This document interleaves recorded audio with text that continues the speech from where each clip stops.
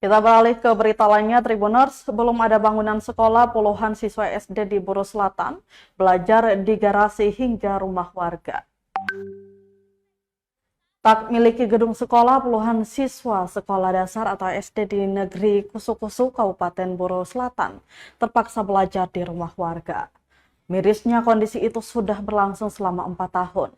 Kepala Sekolah SD Negeri Kusu-Kusu, Tresya Solisa, mengatakan SD ini resmi berdiri tahun 2020 melalui surat keputusan dan izin operasional yang ditandatangani Edison Biloro selaku Kepala Dinas Pendidikan saat itu.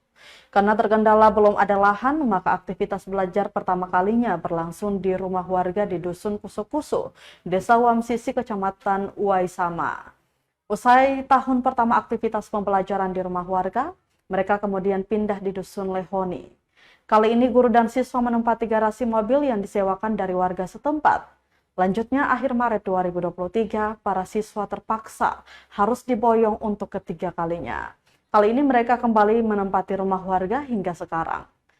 Rumah warga yang kini ditempati berukuran 4 kali 6 meter, juga difungsikan sebagai perpustakaan, ruang guru, hingga ruang rapat.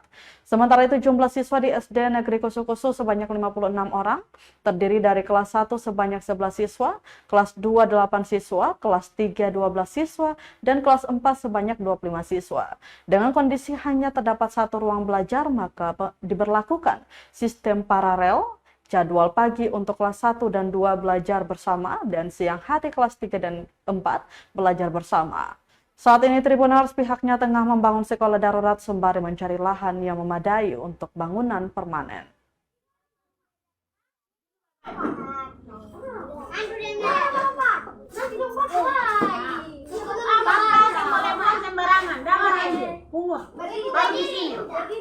Nanti kalau sampai habis makan taruh sampah di sini. Ambil.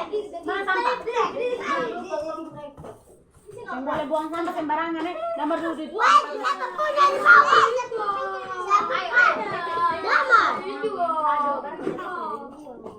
Download Tribun X sekarang.